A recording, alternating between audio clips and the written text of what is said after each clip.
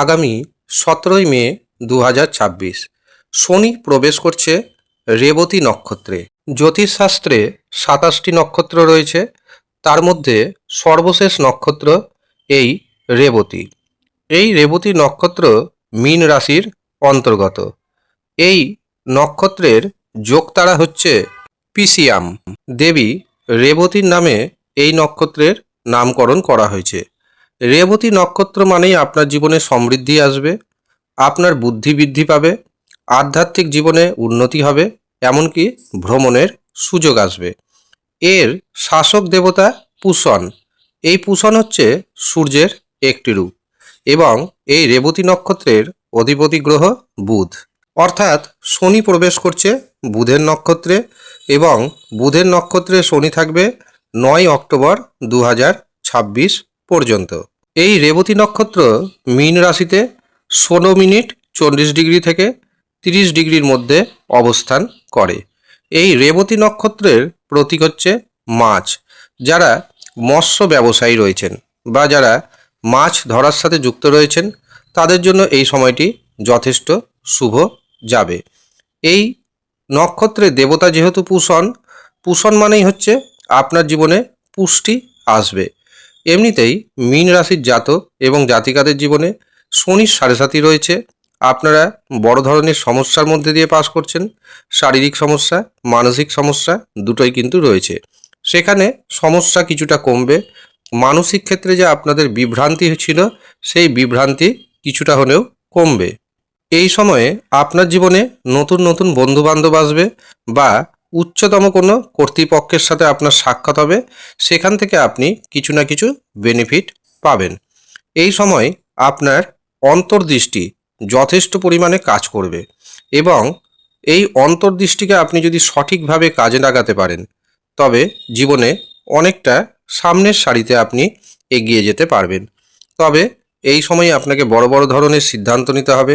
যদি কোনো কারণবশত আপনার রাশিচক্রে বা আপনার হস্তরেখায় বুধের অবস্থান খারাপ থাকে, তবে নিজে কোনো সিদ্ধান্ত নেবেন না। হয় জীবনসাথীর পরামর্শ মানবেন, না হয় পিতামাতার পরামর্শ মানবেন, আর না হয় আপনার যিনি শুভচিন্তক রয়েছেন তার পরামর্শ মেনে কাজ করবেন। এই সময় কারা কারা প্রফিট পাবে?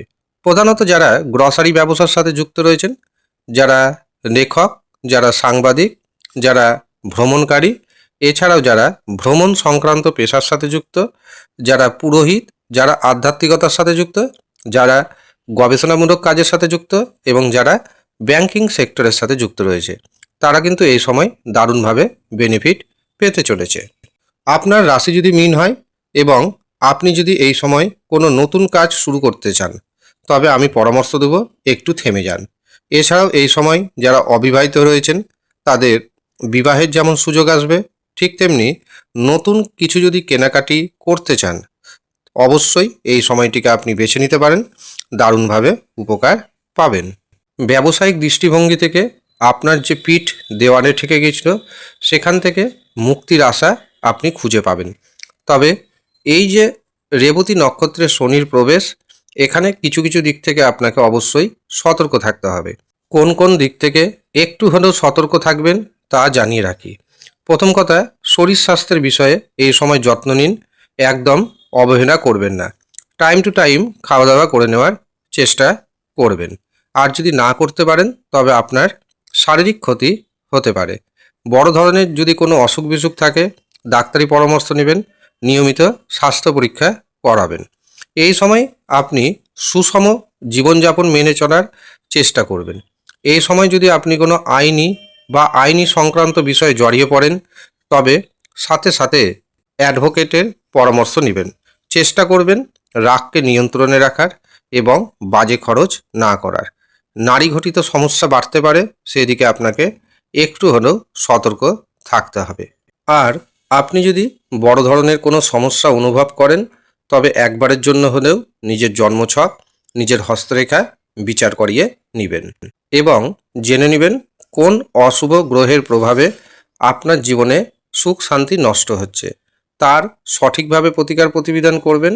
এবং আপনাদের যেহেতু শনির সাড়ে রয়েছে, কাজেই একটা আপনাকে শনির সাড়ে রক্ষা কবচ ধারণ করতে হবে। ধারণ করার পর দেখবেন শনির যে খারাপ প্রভাব সেটা ধীরে ধীরে কমতে শুরু হয়ে যাবে।